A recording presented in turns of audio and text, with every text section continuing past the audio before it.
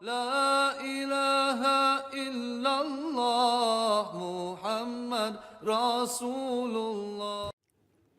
بسم الله الرحمن الرحيم. الحمد لله رب العالمين والصلاة والسلام على سيدنا محمد خاتم الأنبياء والمرسلين صلوات الله وسلامه عليه وعليهم أجمعين. رب اشرح لي صدري ويسر لي أمري واحلل عقدة من لساني يفقه قولي. السلام عليكم ورحمة الله تعالى وبركاته. أهلا وسهلا ومرحبا بكم. I welcome you back to our course on Imam Saqqaf's Mukhtasar Al-Fawa'id Al-Makkiyya.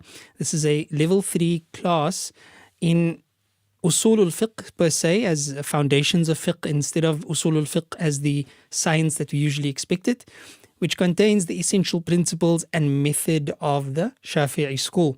This is our third class, and our focus herein is going to be on the key benefits and principles in acquiring knowledge, reading what the student needs and tools of knowledge as well, bi'idhnillahi ta'ala. Our course outcomes remains the same: to have a comprehensive understanding of Islamic jurisprudence, to master scholarly etiquette and ethics, and to familiarize ourselves with key Shafi'i texts and terminology, as well as to enhance spiritual and intellectual growth bi'idhnillahi ta'ala. This lesson will focus on pages 20 to 27. It's an approximation, inshallah, and an intention, albeit somewhat ambitious.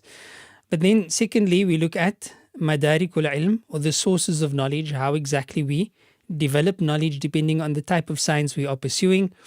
ما يحتاجه طالب العلم. Then we look at what a student needs, and آلات العلم, the tools of knowledge. So to commence, the first segment discusses how knowledge can be divided. So if you're trying to decide, okay, I need to learn, I must learn, but what exactly should I learn? Knowledge is broadly divided into three categories. There is the individual obligatory knowledge, that which is fard ayn, so everyone must pursue it. Then there's communally obligatory knowledge, or fard kifaya, that it must be pursued, but the burden of responsibility is removed for as long as some people pursue that type of knowledge. And then finally, the recommended type of knowledge, which is essentially mandub, sunnah. So it's not necessary, it's not communally obligatory, but it is recommended for everybody to pursue such forms of knowledge bi'idhnillahi ta'ala. So let's start off with a summary of the first segment that we hope to look at, inshallah. Aqsam al-Ulum, divisions of knowledge. Knowledge is generally divided into two main categories: individual obligation, fard ayn, and communal obligation, fard kifaya. Individual obligation refers to essential knowledge that each Muslim must learn for the correctness of their faith and actions, such as belief in foundational religious principles and understanding how to perform acts of worship like prayer and fasting. Communal obligation refers to knowledge that, if acquired by some, fulfills the duty on behalf of the whole community, such as Quran memorization, tajweed, except for the Fatiha, and fields like medicine. There is also a recommended type of knowledge, mandub, that focuses on spiritual refinement, character development, and the study of morality, which is beneficial but not obligatory for all, to an extent, but we'll explain that as we proceed bi'idhnillahi ta'ala. So let's have a look at the details within the text, and you can follow along on screen bi'idhnillah. أقسام العلوم, the types of knowledge. وينقسم العلم غالبا إلى فرض عين وفرض كفاية. Mostly you would divide knowledge into that which is obligatory for everyone to attain and that which is communally obligatory. The first type, فالأول, how do we define what we must learn? Like what is essential for all of us to learn, because Islam demands that of us. So that's the first category. It says, ما لا رخصة لمكلف في جهله. There is no dispensation, there is no excuse for a mukallaf, a duty-bound, responsible adult Muslim, to not know this type of knowledge. That's the first and most important type. وهو, and this is defined as علم ما تتوقف عليه صحة إيمانه, the type of knowledge upon which the validity of one's faith depends. Right? So there's a base of knowledge. Your iman is only valid if you know that knowledge, and that is obligatory for absolutely everyone. This includes min al-usul al-diniyya, this includes the foundational principles of theology or Islamic belief.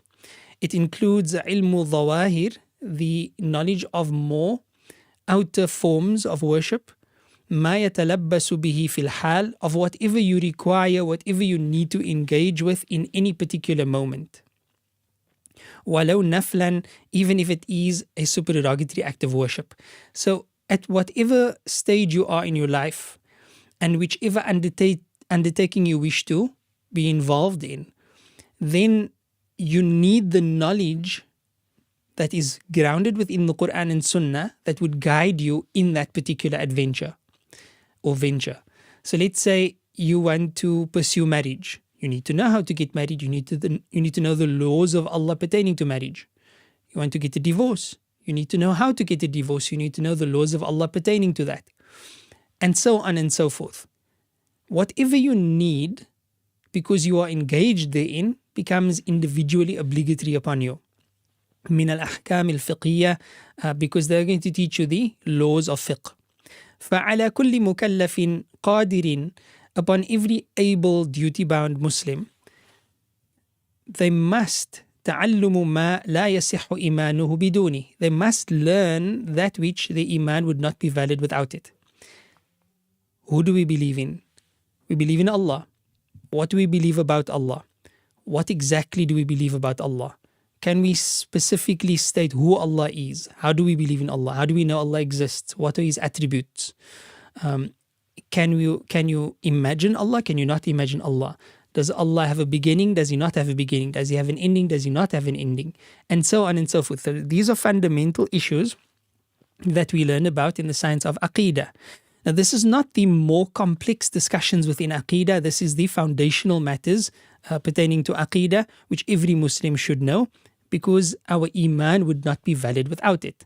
And if you want to know which masail, which issues within theology are the issues being discussed here, the answer is those essentials without which our iman would not be valid. Right? Then we move on. وَمَا يَحْتَاجُهُ فِي نَحْوِ وُضُوئِهِ وَصَلَاتِهِ وَصَوْمِهِ, and everything that the mukallaf person needs in order to fulfill that which Allah had made obligatory upon them. For example, they need to know how to perform wudu, how to make istinja, how to perform ghusl, how to perform salah, how to fast, zakatin wajabat alayhi. If you need to pay zakah, if you have if zakah is obligatory upon you, then you need to know how to fulfill that. وَحَجٍّ أَرَادَهُ, anybody who wants to fulfill a hajj or umrah must know how. وَفِيمَا يُبَاشِرُهُ مِنْ مُعَامَلَةٍ, any sort of transaction that you engage in with other people. وَصِنَاعَةٍ, any work that you decide to undertake, your employment, you need to know the laws of Allah in relation to that. وَمُنَاكَحَةٍ, if you want to get married, you must know the laws of Allah pertaining to that.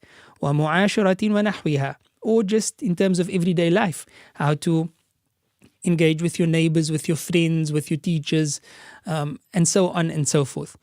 So as we go through life, other than the fundamental issues of our belief, which is آمنت بالله وملائكته وكتبه ورسله وباليوم الآخر وبالقدر خيره وشره من الله تعالى, and then the details of each of those, and perhaps a few extra discussions that you can sort of branch off from that.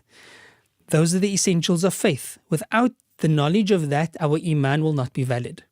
And then beyond that, every single Muslim must know that which is individually obligatory upon them, and they need to know how to fulfill that which is individually obligatory upon them.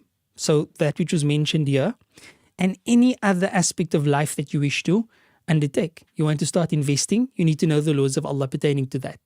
You want to start a social club, you need to know the laws of Allah pertaining to that. You want to start a hobby, you need to know the laws of Allah pertaining to that particular hobby. And so on and so forth. Right? So the examples are, of course, endless. Then he carries on and he says, وَهَذَا عَلَى الْأَصَحِّ هُوَ الْمُرَادُ بِالْعِلْمِ فِي الْحَدِيثِ الْمَشْهُورِ. This, according to the most sound view, is the meaning of ilm, the meaning of knowledge, في الحديث المشهور, in the well-known hadith, طلب العلم فريضة على كل مسلم, that the pursuit of knowledge is an obligation upon every Muslim. You can see in the footnote here that some scholars have indicated that this particular hadith is weak, right? Here you can see hadith طلب العلم فريضة على كل مسلم أخرجه ابن ماجه في سننه من رواية أنس بن مالك في المقدمة. باب ما فضل العلماء والحث على طلب العلم. And then في الزوائد إسناده ضعيف لضعف حفص بن سليمان. قال السيوطي, Imam Suyuti rahimahullah ta'ala, he says, وسئل الشيخ محي الدين النووي رحمه الله تعالى هذا الحديث فقال إنه ضعيف. So Imam Nawawi said it is weak. أي سندا, that is referring to the isnad. وإن كان صحيحا, even though in terms of its معنى and meaning it is sound. وقال تلميذه جمال الدين المزي هذا الحديث روي من طرق تبلغ رتبة الحسن أو حسن وهو كما قال فإني رأيت له 50 طريقا وقد جمعتها في جزء انتهى كلام السيوطي. So essentially it's saying that the actual ruling of the hadith, even though some said it's weak, is in fact that it is Hasan, and Allah knows best. طلب العلم فريضة على كل Muslim. The pursuit of knowledge is obligatory for every Muslim. Now the riwayah as it stands there says على كل Muslim, upon every Muslim. You would hear some people quote this and saying ومسلمة والمسلمة, that the pursuit of knowledge is obligatory for every Muslim, male and female. But there's no addition to this in any narration that I'm aware of. This is just something that people add because the meaning of female, right, and female is already built into the expression طلب العلم فريضة على كل مسلم. تمام. So moving on from there, inshallah ta'ala, he says وهذا الأصح وهو المراد بالعلم الحديث المشهور طلب العلم. So when this hadith tells us that the pursuit of knowledge is obligatory upon every Muslim, what one needs to think about is the type of ilm that we discussed in these paragraphs over here. وَمِنْهُ تَجْوِيدُ الْفَاتِحَةِ. Among the necessary types of knowledge that is individually obligatory is going to be the proper recitation and pronunciation of Surah Al-Fatiha, because your salah and its validity is dependent upon the proper recitation. وَعِلْمُ الْقَلْبِ الْمُحْتَاجُ إِلَيْهِ فِي تَطْهِيرِهِ وَمُدَاوَاتِهِ. As well as the knowledge of the heart and matters of the heart that one would require in order to purify the heart and to cure it of its diseases. حتى يتخلى عن دنيء الأخلاق, so that you can rid yourself of bad characteristics, ويتحلى بسنيها, and so that you can embellish yourself with beautiful characteristics. وذلك هو التصوف, and this is referred to as tasawwuf, وهو فرض عين, and to this level it is actually individually obligatory. Now don't become confused. There's the theory that one requires in order to cleanse one's heart, and this process is often referred to as tazkiyah, whereas tasawwuf is often referred to as the more formal practice of tariqah and shaykh and bay'ah and a particular prescription of adhkar and so forth. What is referenced here about being fardu ayn, what he's saying here is fardu ayn, is the essential knowledge that you need in order to cure the diseases of your heart. So if, for example, you suffer from kibr, hasad, ghadab, etc., one needs to know, every Muslim needs to know how to identify these diseases within themselves and what the cures are, and how to apply those cures, and eventually how to rid oneself of these illnesses, and then adorn oneself with the prophetic qualities of shukr, sabr, ikhlas, etc. So to that extent, tasawwuf or tazkiyah, whichever name you prefer to call it by, is obligatory upon each and every individual. Wallahu subhanahu wa ta'ala a'lam. Now we move on to the second type of knowledge, which is والثاني إذا قام به البعض سقط الحرج عن الباقين. The rest is when this type of knowledge is when some people undertake it, then the responsibility falls away from the rest. وإلا أثم كل من لا عذر له. If this is not the case, if nobody undertakes this particular type of knowledge, then it will be a blemish, it will be a sin for all of those who had no excuse to not pursue this type of knowledge. What falls within this bracket? وَهُوَ مَا تَدْعُو إِلَيْهِ ضَرُورَةُ الْمُسْلِمِينَ مِنَ الْأَحْكَامِ الشَّرْعِيَّةِ. These are every type of science, every type of discussion, every type of discourse that the general populace of Muslims require. We need somebody among the community to be able to undertake this type of learning. And this can be anything. This can really be anything. Anything that is essential and is needed for the well-being of society. So he gives some examples here. He says, وَلَوْ نَادِرًا, even if this is rare. وَمِنْهُ, an example, حِفْظُ الْقُرْآن.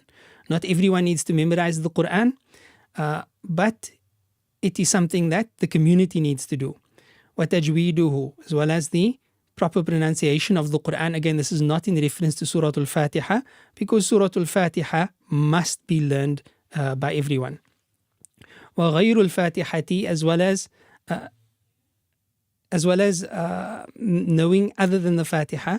وَسَائِرُ عُلُومِ الشَّرْعِ, all of the sciences of the Sharia. وَآلَاتِهَا, and all of the tools of the sciences of the Sharia. التي لا يتم الاجتهاد المفروض على الكفاية, which the type of tools which you would not be able to fulfill the type of ijtihad that is required على الكفاية, in a sufficient way, أيضا, as well, بدونها, without this type of sciences. So you need all the sciences like lugha, usul al-fiqh, you need mustalah al-hadith, jarh al-ta'dil, ilm al-rijal, tarikh, etc., etc. These are not essential sciences that a Muslim will not be able to practice Islam without, but they are necessary for the community because ijtihad is dependent upon them, and ijtihad is something that we always require. وَقَدْ يَكُونُ الْعِلْمُ أَيْضًا مَنْدُوبًا. Then of course you also have recommended forms of knowledge. Knowledge can also be mandub, or recommended, كَعِلْمِ الرَّقَائِقِ, like knowledge of the finer intricacies of spirituality. وَهُوَ عِلْمُ الْوَعْظِ وَالتَّذْكِيرِ. This is the science of admonition, warning, homily, khutbah, nasiha, right? وَالْآيَاتِ وَالْأَحَادِيثِ الْمُرَغِّبَةِ وَالْمُرَهِّبَةِ, as well as knowledge of the verses and the ahadith, which on the one hand they inspire, and on the other hand they cite fear within us. They cause us to be encouraged to do good, and they discourage us from doing any form of evil. وَسِيَرِ الصَّالِحِينَ, the biographical information of the righteous predecessors. وَبِهِ تَتِمُّ أَقْسَامُ الْعُلُومِ الْخَمْسَةِ, and with this the 5 types of knowledge has been attained. وَقَدْ أَضَلْتُ النَّقْلَ عَلَيْهَا فِي الْأَصْلِ, أطلت النقل عليها في الأصل. I have extensively discussed this in the original work, فوائد المكية, بما لا ينبغي الجهل به, to an extent that it's not appropriate for us to not know the type of discussions that is contained therein. So what did we learn from this? Once again, we learned that you essentially have obligatory types of knowledge that everyone must learn. That's priority for you, that's priority for me, that's priority for every Muslim. Then communal obligation, fard kifaya, and mandub, these come after. And it's important to have this classification because as a student, you may want to be involved with the communal obligation types of knowledge, but you have not yet sufficiently covered the individual obligations, and as a result, you need to prioritize by first doing that which is individually obligatory. Wallahu subhanahu wa ta'ala a'lam. And now we can move on to the next segment, bi'idhnillahi ta'ala. Let's look at the summary of the next section, inshallah. فوائد العلم, benefits of knowledge. The sources of knowledge are 3. Sound senses, meaning sight, hearing, taste, touch, and smell. Truthful reports, so reports coming to you, but they have to be truthful. And rational thought, right? Rationality or logic. Sensory knowledge comes from the 5 outward senses. Sensory knowledge comes from the 5 outward senses. So that would be the physical sciences. While rational knowledge stems from necessary reasoning or inferred reasoning. Truthful reports are divided into mass transmitted or mutawatir reports, which cannot be false due to the number of transmitters. It's impossible for them to have conformed upon a lie, and reports backed by miracles. Another key principle is preserving the core tenets of the religion and opposing innovation, as no path leads to true understanding without safeguarding the foundational sources, the Quran, the Sunnah, Ijma and Qiyas. Innovation or bid'ah is any act of belief without validation from these sources, and it can be rejected or harmful. Bid'ah is categorized into the 5 legal rulings like all actions in Islam. Okay, so this is somewhat expected from this kitab, is that he's giving us a lot of fundamental discussions and discourses within the field of the pursuit of knowledge. This is a mukhtasar, so he deals with it in a very cursory type of approach. It's important for us to consider this book as an index. And I say this because many of the discussions are so central as your bedrock as a student that you're always going to need to know this. You're always going to need to reference this. You're always going to need to be able to draw upon this. And this applies to every chapter that we are going through. Like in this particular chapter, for example, he's speaking about the ways that we acquire knowledge. And it's something that is expounded upon in Usul al-Fiqh as well. When it comes to physical sciences, that speaks about the natural world, we need sensory perception. When it comes to rational conclusions, we need the rational mind, and so on and so forth. So let's look at what he says. But my point in mentioning this here is that it is essential for us as students of sacred law to see these discussions as merely an index. What the author is teaching us here is, as students, these are important discussions. I'm introducing you to the discussion now. I'm giving you an overview of the essential matters within the discussion, the central arguments. But it is for you to make sure that you are solidly grounded within these discussions, that you've read them thoroughly, that you have a solid understanding of them, that you are able to communicate and articulate them, and very importantly, that you are able to apply them as they are meant to be applied within the respective fields. Wallahu subhanahu wa ta'ala a'lam. So let us look at this collectively, inshaAllah ta'ala.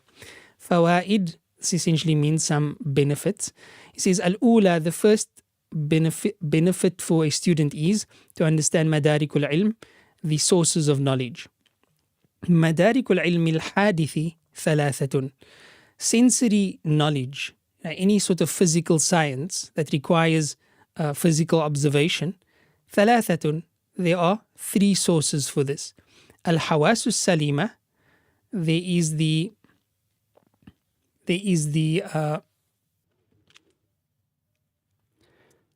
Al-Hawasu Salima refers to sound sensory perception, so the 5 senses. Wal-Khabru Sadiq, this is a reference to information, akhbar, khabar, something that reaches us via a chain of transmission. It reaches us through people. Wal-Nadhru Al-Aql, and this is rational investigation. Amma al-Hawas, as for the 5 senses, فَهُوَ الْخَمْسُ الظَّاهِرَةِ الْمَعْلُومَةِ, these are the 5 senses that we know. Sight, sound, touch, taste, smell. Sight, sound, touch, taste, smell. These are the 5 senses. Through experience of the 5 senses, we can deduce information about the physical world around us. And this is how physical science works.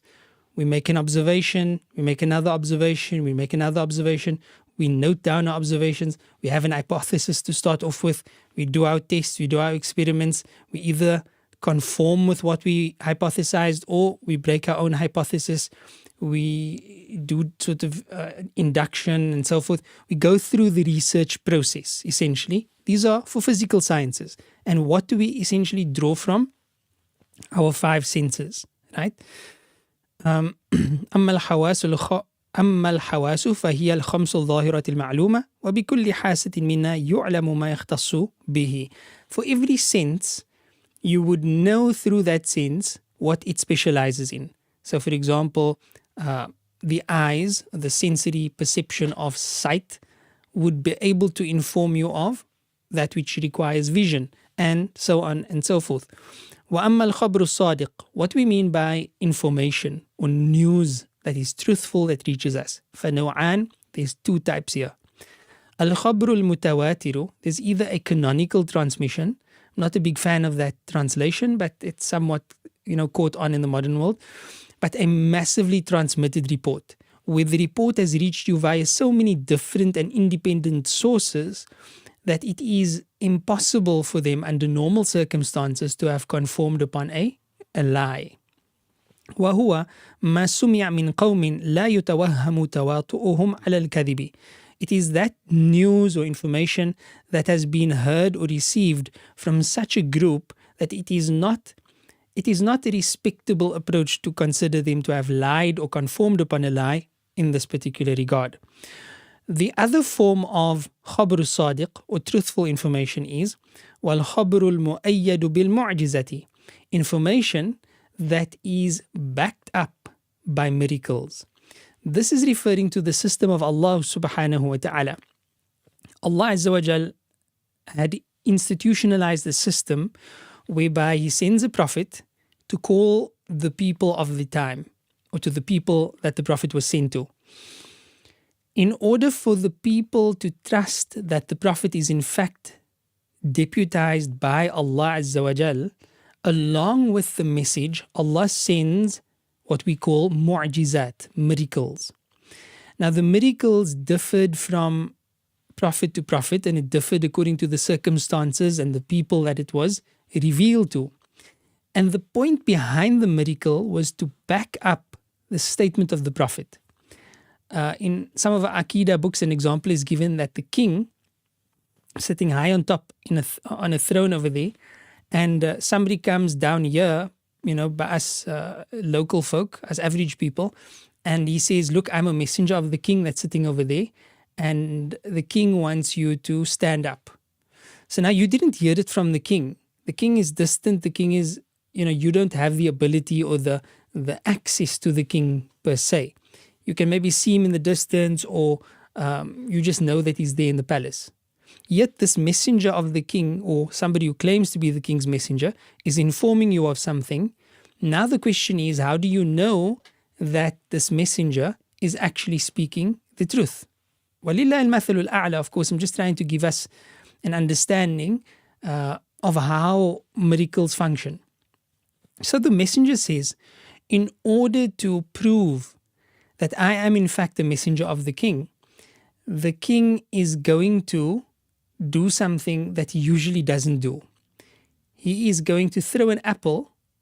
The moment I raise my finger up in the sky, he's going to throw an apple down in order to demonstrate to you that I am in fact his messenger. So of course this is somewhat absurd behavior. The king doesn't just randomly throw an apple down, at the same time that somebody points the finger. So he first makes the claim, I'll raise my finger, and then the apple's going to come down.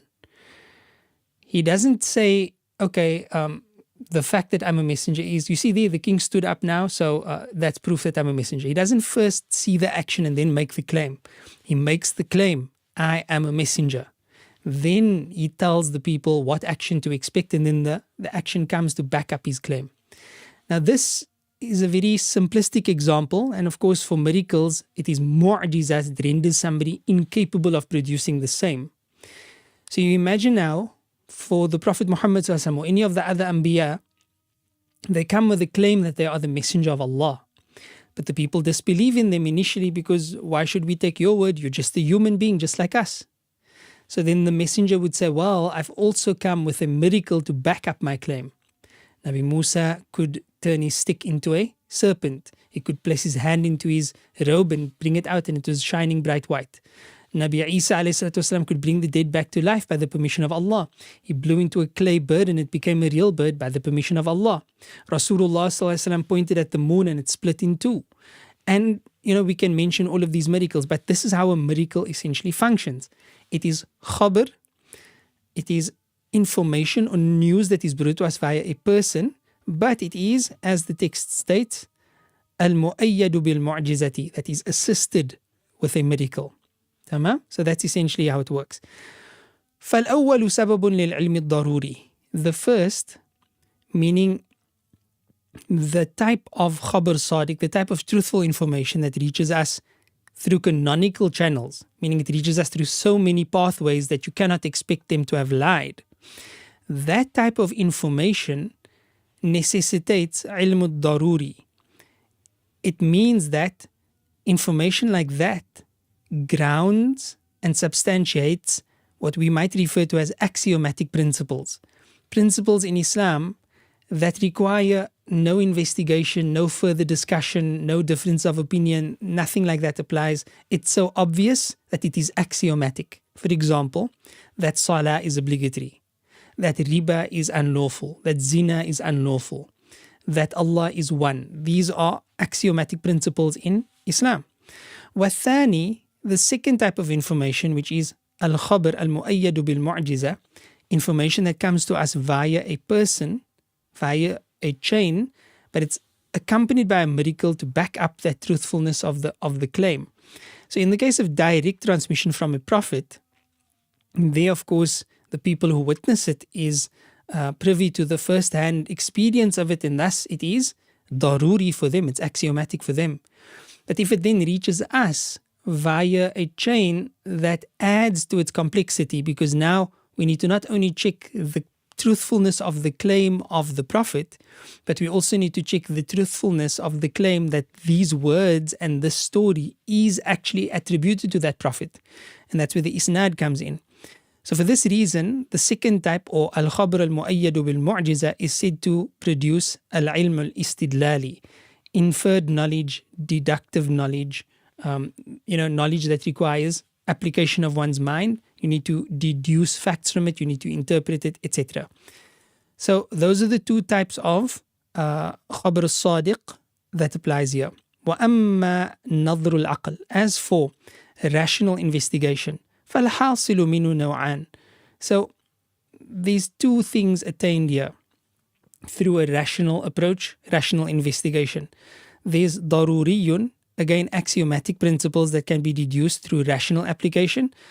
وهو ما يحصل بأول النظر من غير تفكر.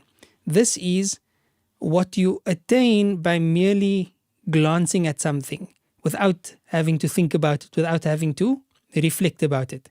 So for example, is Allah one or is Allah three? Just by reading Surah قُلْ هُوَ اللَّهُ أَحَدٌ اللَّهُ الصَّمَدُ لَمْ يَلِدْ وَلَمْ يُولَدْ وَلَمْ يَكُنْ لَهُ كُفُوًا أَحَدٌ, instantaneously you already know Allah is only one. There's no possibility of anything else. So there's no contemplation or reflection required. وَالْإِسْتِدْلَالِ, but rational thought can also produce deductive knowledge or inferred knowledge. وَهُوَ مَا يُحْتَاجُ فِيهِ إِلَى نَوْعِ التَّفَكُّرِ. This type of rational application requires a little bit of intellectual application. You need to think about it a bit. You need to apply certain rational laws of logic to arrive at a conclusion and then apply that conclusion and so on. It requires some investigation. وهو ما يحتاج فيه إلى نوع التفكر. انتهى من البيان. This is quoted from al-Bayan, which is البيان بمهمات أحكام أركان الإسلام لأبي بكر الأهدل, and we've already spoken about this on page number 12, so you can go back to that for your reference. Then the second type of madarikul ilm, the second type of sources of knowledge, or how we produce and reach knowledge, is حفظ الأصول ومخالفة البدع. This is the let me rephrase that. This discussion has nothing to do with madarikul ilm, but rather it is the second type of fa'idah being mentioned here in this chapter. So that's the thaniya over here. So what's the principle? حفظ الأصول ومخالفة البدع. The principle is that part of our journey as seekers of knowledge is to do our best to preserve the fundamentals of the religion and the sources of the religion, and to shun that which is what we might call heterodox beliefs and heterodox practices, or bid'ah. There's two terms. There's orthodoxy, which would mean your classical, traditional, mainstream approach. And then there's heterodoxy, which would include any form of deviation, any form of breakaway beliefs, breakaway groups. It would include any form of innovation. So the author says, اعلم أنه لا سبيل إلى الوصول. There's no pathway to reaching. Now here this is a reference in spirituality. Ila al-wusul, meaning there's no path to enlightenment, so to speak. Illa bihifdh al-usul, except through the preservation of the fundamentals and the sources of Islam. Wa usul al-sharia, the sources of sacred law, al-mujma' alayha, which is agreed upon by everyone, is arba'atun. There are four. Al-kitabu wa sunnah, the Quran, the Sunnah, wal-ijma'u wal-qiyas, scholarly consensus and analogy. Now, even though this is somewhat of a cursory description of the sources of Islamic law, this alone forms a framework for us to maintain orthodoxy to a certain extent. Believe it or not, this alone would be somewhat of a guideline to maintain orthodoxy. Everyone claims, every person who claims to be Muslim also claims to be following the Quran and the Sunnah. Or is that the case? There are actually Muslims in the world who claim to be Muslim but reject the Sunnah entirely. There are others who claim to be Muslim, to follow the Quran, they believe in the Sunnah, but they don't believe a hadith to be a genuine representation of the Sunnah of the Prophet ﷺ for all sorts of reasons. The fact that the fundamental sources of sacred law includes the Quran and the Sunnah, and Usul al-Fiqh elaborates on the absolute details, right? The nitty-gritty details of each of these sources of the law to clearly define what are the sources of Islamic law according to orthodoxy. And as such, it's a protection against heterodoxy. So this is how Ahlul Sunnah wal Jama'ah, mainstream Muslims, remain mainstream and remains the core group of Muslims around the world. Why? Because we are fundamentally not adherents to, but rather followers of a law that is based within these concepts. Let's look further. Ijma', scholarly consensus. Within modernity, there's a huge move towards rejection of the past, rejection of tradition, and re-evaluation, re-investigation, re-coding, etc. of all of the Islamic principles, and taking the cue from either universalities of religion, like you love for your neighbor what you love for yourself, or from a more universal core of laws, in other words, the Quran. So we only take from the Quran, we will interpret the Quran as we see fit, but we will not take the Sunnah, we will not take Hadith, and we will not take Ijma'. Because if we take Ijma', then we are restricted to the opinions of the great scholars of Islam. We are restricted to the opinions of the Ummah from the time of the Sahaba till our day, wherein the entire Ummah conformed upon a particular ruling. A typical example is in Islam, homosexuality is considered a major sin, an enormity, min al-kaba'ir. Yet there are some Muslims in the modern day who seek to justify homosexuality. Whether they practice homosexuality or not, it's irrelevant, but they seek to justify homosexuality. Now one may wonder, how is it possible when you have the Quran, you have Hadith, you have Ijma', all of this unequivocally states that it is unlawful. So the only way one can somehow form sort of a justification for something like homosexuality is to reject the rational approach that we spoke about a moment ago, right? Nadhr al-aql, and to reject khabr al-sadiq, and to reject the principles of interpretation of the Quran, and to reject the Sunnah of the Prophet ﷺ, and to reject ijma' and probably qiyas as well. This is the crux of the discussion here. Preserving the sources of the law and understanding how knowledge is formed, which is called epistemology, how knowledge is based in Islam, is critically important for a student so that you understand the parameters within which we function, within which we work, even within which we think, right? Which sounds somewhat draconic, but that's exactly right. It's a framework for how to think, and it's a logical and beautifully defined framework because it is divine and Allah knows best. Then, of course, the big discussion that always comes up in every sort of circle is al-bid'atu wa aqsamuha. Now, there's a lot that can be said about bid'ah, But what the author has compiled here is beautifully succinct. He says, فَكُلُّ قَوْلٍ أَوْ فِعْلٍ أَوْ حَالٍ لَمْ تَشْهَدْ لَهُ أُصُولُ الشَّرِيعَةِ بِالصِّحَّةِ فَهُوَ بِدْعَةٌ مَرْدُودَةٌ وَصَاحِبُهُ مَخْدُوعٌ. Any statement or action or condition that is not espoused, is not supported by the principles of the Sharia or the sources of the law. It's not supported in the Quran or the Sunnah or Ijma' or Qiyas.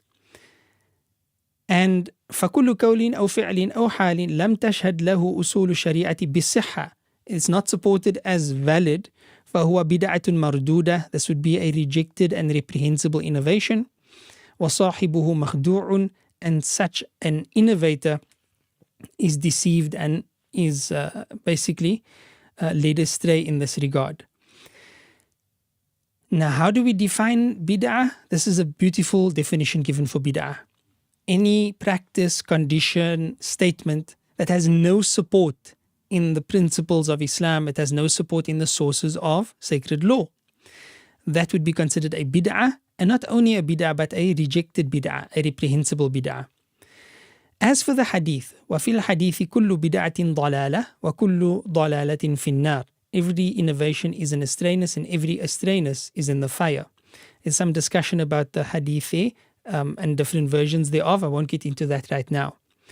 How do we understand this in light of the fact that you speak about within sacred law, you speak about a bid'ah hasana, a good bid'ah. You speak about a permissible bid'ah. How do we understand this? This is confusing. How is it that we can accept any form of innovation if the hadith states, كُلُّ بِدْعَةٍ ضَلَالَةٍ. Every bid'ah is an astrayness, and every astrayness is in the fire. There's several ways of approaching this discussion, but logically, the first step is to explain that in the Arabic language, when you have a statement like كُلُّ بِدْعَةٍ ضَلَالَةٌ, every bid'ah is an astrayness, and كُلُّ ضَلَالَةٍ فِي النَّارِ, and every astrayness is in the fire, it is a principle in the Arabic language that is known and is accepted, that the statement such as this, that seems to be absolutely general, is in fact not absolutely general. ما من عام إلا وقد خصص منه البعض. There's no absolute generality except that there are specifics that have been excluded from that general statement. So as an example, we can go to the life of Rasulullah sallallahu alaihi wasallam and see several examples of the Sahaba doing something that the Prophet sallallahu alaihi wasallam did not institutionalize, advise, instruct, permit, or know about in certain instances. He then came to discover them afterwards and still accepted them as praiseworthy. The one instance is the Sahabi reciting after Sami Allahu liman hamida, Rabbana lakal hamd, hamdan kathiran tayyiban mubarakan fi mila as-samawati wa mila al-ardi wa mila ma baynahuma wa mila ma shi'ta min shay'in min ba'du ila akhir ad-du'a. So the Prophet ﷺ in Salah, he hears this. After the Salah, he asks who said this. The Sahaba, they sort of were too shy to answer until eventually they did. And then the Prophet ﷺ said that I saw, I think it was 70 angels racing to write these words down. Nobody said it before. The Sahabi did not learn it from the Prophet ﷺ. He, sallallahu alayhi wasallam, in a second incident, hears the footsteps of Sayyidina Bilal radiallahu ta'ala in Jannah. So he inquires, what is it that caused me to hear your footprints in Jannah and you're not even in Jannah yet? And Bilal couldn't think of anything else except that after he broke his wudu, or rather after he performed a wudu, he would always pray two raka'at, sunnah, immediately thereafter. Again, not from the Prophet Muhammad sallallahu alaihi wasallam. Now in all of these examples, there are more.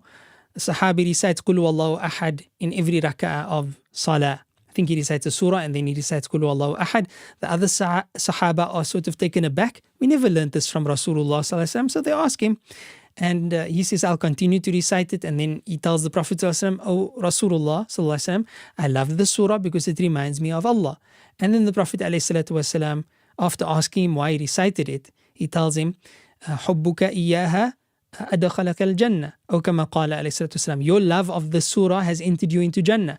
So there are other examples of, despite it being technically a bid'ah, not stemming from the teachings of the Prophet Muhammad sallallahu alaihi wasallam directly, it is still part of the sunnah at that point. Now here's the counter argument that in all of these instances, the Prophet ﷺ came to discover these acts and therefore could approve of it. So the Sahaba had the opportunity to have their actions approved. So they were not acting without knowledge. Still, one particular example makes this counter-argument problematic, and that is the Sahabi who was captured and he was executed as a prisoner of war. This Sahabi requested to pray 2 rak'ats of salah before being executed. And again, this is not something that the Prophet ﷺ had taught. And since that was not going to follow with a meeting with the Prophet ﷺ in which he was going to, sort of learn if this was the right action to do, he was acting on his own accord because it was something that was generally founded within the Sharia.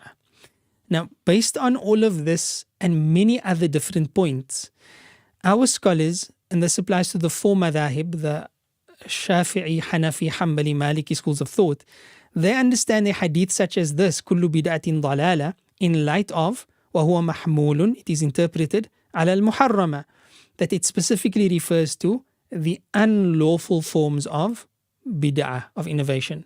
لا غير, not other forms, not random forms of innovation. كما في الفتاوى الحديثية, as Ibn Hajar had stated in his فتاوى الحديثية. You can see some biographical notes of the book and the author, Al-Fatawa Al-Kubra Al-Fiqhiyya as well, he has. It's also called. And you can see the discussion in there, بإذن الله. لأن البدعة, because according to the scholars of the 4 schools of thought, bid'ah, or innovation, تنقسم إلى الأحكام الخمسة, is divided into 5 rulings. Excuse me, sorry about that. It's divided into 5 rulings, exactly as our other ahkam. That would be wajib, sunnah, mubah, makruh, and haram. So the first type is wajiba. How do you get a wajiba, a necessary bid'ah, right? An obligatory bid'ah. It is obligatory ala al-kifaya for the community. Right? So it's a communal obligation.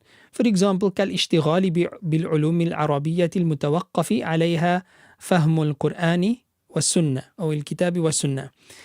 The study of the Arabic language, right, upon which the understanding of the Quran and Sunnah depends. That would be considered a bid'ah, because the Prophet ﷺ never taught that, never institutionalized that. Nahu and Sarf didn't even exist as it does today in that time. So that's technically a bid'ah, but it's a bid'ah that is necessary. And he says, as specific examples, كالنحو والصرف والمعاني والبيان واللغة, grammar, morphology, rhetoric, nuances of meaning, principles of language, but not poetry scales, بخلاف العروض والقوافي ونحوهما, but not prosody and poetry scales and the like. So there are certain sciences like grammar, morphology, and balagha, eloquence, rhetoric, etc., that is necessary for the community to learn. And therefore, it's a bid'ah that is wajiba ala al-kifaya. Perhaps another example of this would be the compilation of the Quran into a printed form. For the time of the Prophet ﷺ, they never had this. So to have it in a complete form from cover to cover and to reproduce copies of it like that, and for people to have copies of the Mus'haf in their homes, or to read from the Mus'haf itself as a standard practice. These are all, in the way that we have it now, these are all new practices, and Allah knows best. Then there's also muharrama, unlawful innovations. كسائر أحوال أهل البدع المخالفة لما عليه أهل السنة والجماعة. And this would be like all forms of conditions from the people of innovation who are in opposition to the way of orthodoxy. So any sort of innovation pertaining to Islamic belief, rejection of, for example, Allah's divine decree, Allah's knowledge of past, present, and future, to believe in any form of theology, for example, that's not based within orthodox sources. So you believe in leadership after the Prophet Muhammad ﷺ, imama, that it is a requirement of faith to believe that certain individuals were divinely given the authority after the Prophet ﷺ, and your iman is incomplete without that. That for Ahlul Sunnah wal Jama'ah is a bid'ah, and it is a bid'ah muharrama. And there are many examples of this. To believe in something like the fact that, or not the fact that, but to believe that the Prophet ﷺ is definitely going to be, what was the belief that I heard about recently? Allahumma salli ala Sayyidina Muhammad wa ala ali Sayyidina Muhammad wa barik wa sallim. Okay, I can't recall the exact details of this, but any belief that is not established within the sources of Islamic law, and then we turn it into something as though it is part of Islamic law, institutionalization of that practice, that too would be considered haram. So if, for example, people believe that it is necessary, it is wajib, that one must stand at the time of reciting salawat for Rasulullah sallallahu alaihi wasallam, it's sunnah, it is not sunnah, rather it is recommended and even wajib in certain instances to make salawat, but there's nothing in sacred law that makes standing obligatory. Can people stand? Yes, you can stand, you can sit, you can lie down. But to believe that it is necessary and that one must do so, that becomes a form of a bid'ah, muharrama, an unlawful innovation, and Allah knows best. وَمَنْدُوبَةٌ, there's also recommended innovations, كَكُلِّ إِحْسَانٍ لَمْ يُعْهَدْ فِي الصَّدْرِ الْأَوَّلِ, like all forms of goodness and kindness that was not institutionalized and was not prevalent in the first generation. So for example, to assist somebody by formatting their computer and reinstalling the software and fixing their computer for them. There was no practice by the Sahaba of this regard. You may argue that, well, it's just an act of kindness, but still the specific format of it didn't exist in the time of the Sahaba radiallahu ta'ala anhum. And other forms of acts of charity, acts of being kindness, acts of service, etc., that didn't exist at that time. Similarly, and of course there's a lot of discussion about this, but the Sahaba and the Prophet ﷺ, they made adhkar, they made dhikrullah. They didn't specify to us in exactly which way we should. Allah says, اذكروا الله ذكرا كثيرا. And the Prophet ﷺ had specific forms of adhkar that he would make in the morning, in the evening, before sleeping, and at different occasions. So all of that is part of our deen. But let's say people decide they're going to read a bit of Quran, they're going to read a few Quranic ayat and supplications, they're going to read a few ahadith that contain certain adhkar, and they're going to repeat the name of Allah a certain amount of times, and they formulate a practice based around this, based around experience of the effects of certain verses, based around the virtues pertaining to certain verses, etc. Would this be a bid'ah? Based on what we are looking at here, technically this wouldn't even classify as a bid'ah, because what we've just described is practices that are already established in the Quran and in the Sunnah. Putting them together in a specific way and presenting them in a specific way could arguably be called a bid'ah because of the specificity of the occasion or the format. But even then, because it is substantiated, it would be a bid'ah that is either permissible or manduba, which is recommended, which is the one we just did now, because it's a form of goodness and righteousness that was present in the time of the Prophet ﷺ, but just now done in a slightly different format. And of course the condition here always is that one should not believe it to be necessary or compulsory or even sunnah, and one should make sure to prioritize, this is my addition, make sure to prioritize that which Allah and His Rasul sallallahu alaihi wasallam had prioritized. Let us not put our own perception of what is good and right and virtuous over that which Allah and His Rasul sallallahu alaihi wasallam had given us. And then you have makruha, a disliked form of innovation, ka zakhrafat al-masajid, like beautifying the mosques, wa tazwiq al-masahif, and adorning the copies of the Quran. Wa mubaha, and permissible forms of innovation, ka tawassu'i fi ladhidh al-ma'akili wal-masharibi, like enjoying good food, delicious food and delicious drinks, becoming a bit of a foodie, that would be considered mubaha to an extent. But I think a lot of people go into excesses when it comes to these things as well. Wallahu subhanahu wa ta'ala a'lam. So my intention was to also go through the ahadith upon which Islam revolves and the legal maxims and what the seeker of knowledge needs. But I see now that we've already reached 54 minutes into this session, and it would be entirely unproductive of us to go any further than that. So we'll conclude for now, inshallah ta'ala, and then I'll add what remains to the next lesson, bi'idhnillah, and then we'll have to adjust our approach going forward, because we need to get through the book in a suitable amount of time. Being an online course, we don't want to prolong the explanations too much. So I need to find a balance between covering the course material and giving you enough information within one session so as to not overstretch your concentration span in this regard. I hope that was of benefit, inshallah ta'ala.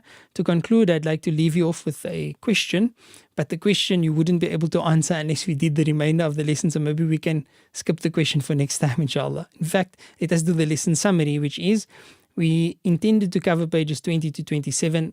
I don't think we've reached close to 27. We looked at Madarik al-Ilm. There were some important discussions there, and we haven't reached did we reach that? ما يحتاج طالب العلم. Let's see. No, we didn't reach that. What the seeker of knowledge needs is in fact the last discussion. So we'll do that in the next lesson, bi'idhnillah ta'ala. But that's the end of lesson 3 for us for now. Until next time, inshallah. Jazakumullahu khairan for joining us. Wa sallallahu ala Sayyidina Muhammad. Subhanallahi wa bihamdi. Subhanakallahumma wa bihamdik. Nashadu an la ilaha illa anta nastaghfiruka wa natubu ilayk. Wassalamu alaikum wa rahmatullahi ta'ala wa barakatuh. لا إله إلا الله